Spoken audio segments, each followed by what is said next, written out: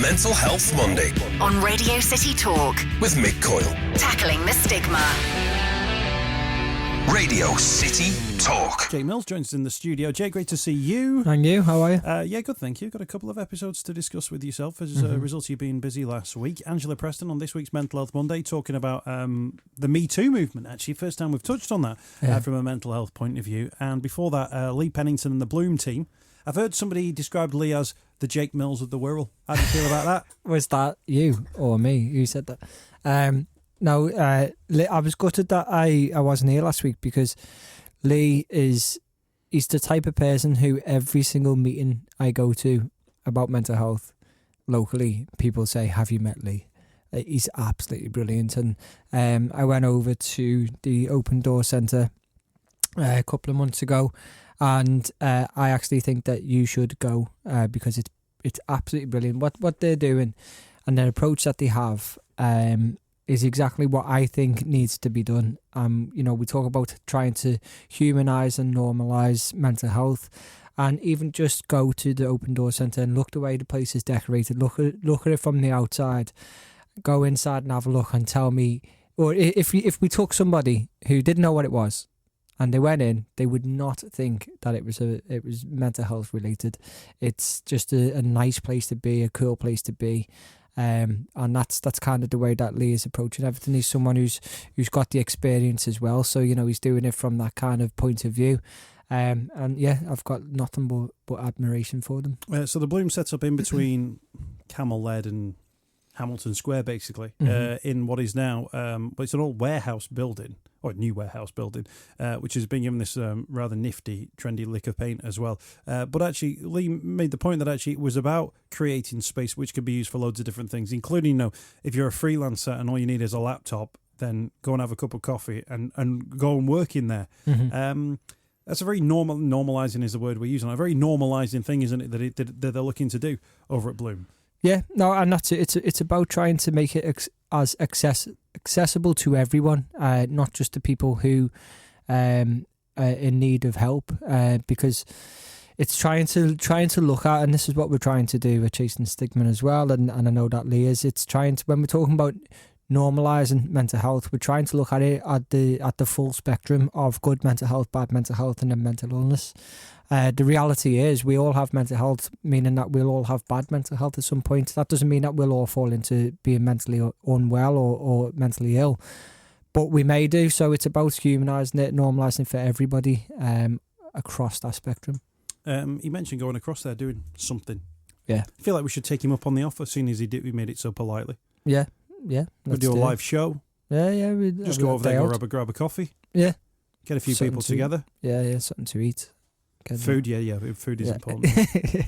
Make a day of it. We'll throw that into the mix. Hey, I tell you what, Angela's story yesterday on Mental Health Monday, and people can listen to the show via the podcast. Just type Mental Health Monday podcast into any search engine, it'll all come up. Episode 102. I never sort of considered the Me Too movement story to be a mental health story until I heard her story, and I was like, of course it's a mental health story, because it's not about something, well, in some cases it's about what physically happens here, but it's totally about manipulation of an individual, about using a power play against an individual, exerting your power and authority over an individual, or supposed power or an authority over an individual to gratify yourself and to make them weaker at the same time. And I think, well, if that's not about how you feel and your emotions, then what else is? Exactly. And the way she set it out yesterday, sort of that really suddenly just poof, a little firework went off in my head, and I thought, oh yeah, of course. Of course. And it's that emotional manipulation which can lead to so many different things, and it's not even just about at that specific time. This is things that can go into the rest of your life, and that mental scars that you may have as a result of that, and the way that you feel about yourself as a result of that. I thought it was a kind of a really, I never like using the word brave, but I think it was a kind of a brave interview, really, in the sense that it's a topic that we haven't spoken about here. It's a topic that actually we haven't spoken about here because you or I are not necessarily qualified to be speaking about it. So it was important to have somebody to as it is always, to talk about things from their point of view. But you know what? It's about if we talk about narrative, what's the narrative? It's the Me Too movement flags up an individual that has been going about their business, and it might well be a movie producer, it might be somebody who works in the arts, it might be any number of people within any organisation. And there's almost like what's the story? This person did this to me, and then they've been sort of publicly shamed for, excuse me, that accusation. And then I think for a lot of people, that's like, well, he'll never work again. And that sort of solved the problem. But quite clearly from what was said yesterday, that's a small part of the story as to what happens to him. And if anything, concentrating on the man continues to fuel the problems around the Me Too movement, doesn't it? The whole point is the man wanted it to be about him in the first place, and it should actually be on the woman or the victim in the circumstance, and the focus should be on them. Right, what do they need? What does justice look like for them now? What support needs to be offered for them? As opposed to just going, found out, busted, there you go, you're in the Daily Mail. Yeah. You're in trouble now. And as I said, it's not even like a quick fix type of approach that's needed. Because actually somebody going, you'll never work in the music industry ever again. Yeah. And then some people go, well, that's dealt with that person. Yeah. And you that was the sound of me sort of dusting off my hands. But actually you think, but actually the story from yesterday was that this is something then that carries. This is the victim story carries well beyond that, to the point where you've forgotten about the name of the person in the first place. But actually that person is still carrying what was put upon them. Yeah, and even more so if it's kind of dealt with in a public way. So, you know, if it's a public story that suddenly a lot of people know about it, it's in papers or anything else, then again that's even adding to it even more. It's a bit like kind of throwing a brick through a window and then just saying, we'll move that brick out the way now. You know, the window is still broken, that it still needs mending. And it can't just be a movement where we're publicly shaming people and trying to get them out of work, as you put it. It's actually about the effects that's having and what support can be in place for those people, the victims. There's another story that I wanted to mention with you today, Jacob, Mental Health Extra, and it's kind of about how you feel. And it's not really a mental health story, but in the spirit of things might be a mental health story when you don't realise they are.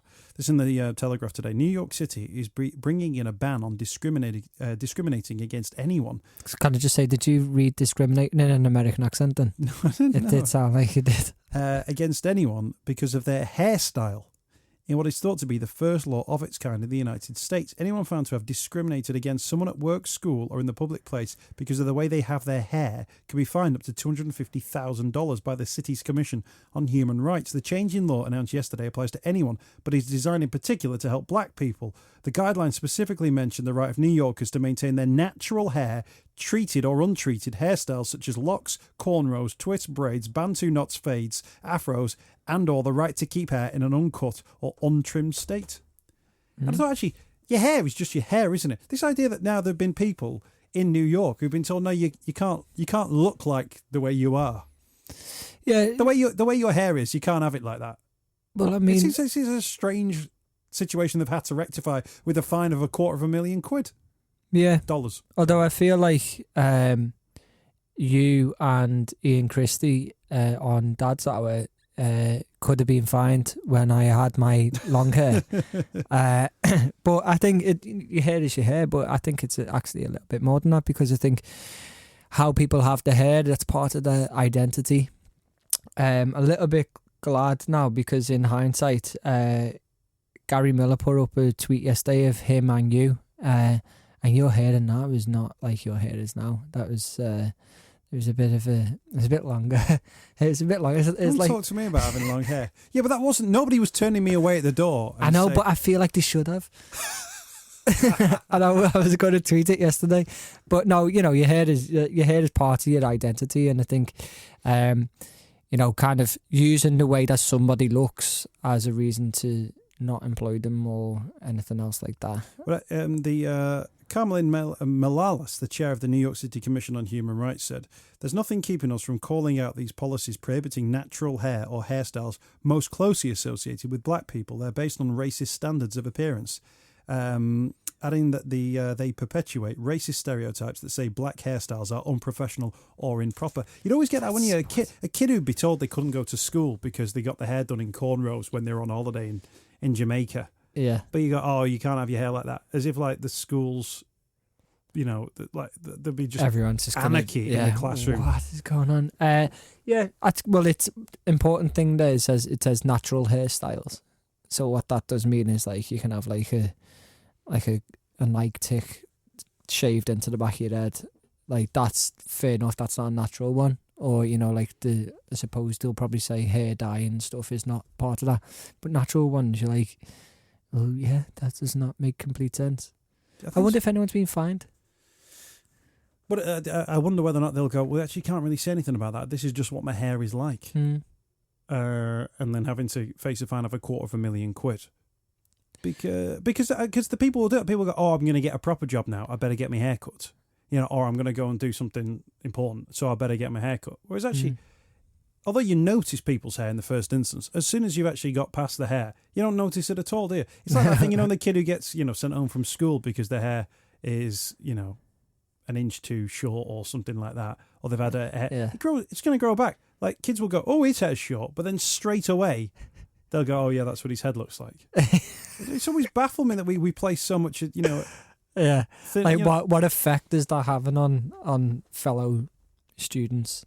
That they go, I just cannot concentrate with his skull there. You know, there's like just some kid who's like shaved his head and it's got kind of that, you know, that feel of like fuzz, like it's like the top of a snooker table. I don't feel it. And everyone just wants to like go, oh yeah, it's dead weird that. There always been a kid who shaved his head. You got a number 3. You have to go basically, and the school would say, well, go away and come back when it's grown by you. I basically go, right, have a week off school because you cut your hair. So, I mean, sounds ideal, really, doesn't it? But no, you know, but that fair enough for that if there's rules about how short you can get a cut or whatever. But yeah, I'd be interested to know if they ever have to fine anyone. Who's doing the fine? It's essentially New York, a sort of city state, if you like. Interesting. We'll keep our eye on that one. Yeah. Jake, what are you working on with Chasing the Stigma this week? I was just about to pitch going to New York to keep an eye on that from a mental health perspective, whether we can keep an eye on the... let's get a sponsorship package in place and let's head out there. We'll do a live show from there for the 200th let's invite show. all our listeners as well. Yeah. Well, no, some. Okay. Apply now. At Chasing the Stigma, we've just been at Everton this morning where we've just been doing our Ambassador Hope training. So Graham Sharp is one of the people who've been trained today. So we're now up to just under 100 people who've been trained as Ambassadors of Hope for Everton, and we're working closely with them on the People's Place project as well, which there's a gala dinner coming up as well, so people can have a look at that. Excellent stuff. Jake, thank you for your time. Chasing the Stigma charity, you can find all the details on social media. Plus, if you want to find mental health services close to where you are, hubofhope.co.uk. Mental Health Monday with Mick Coyle. Radio City Talk.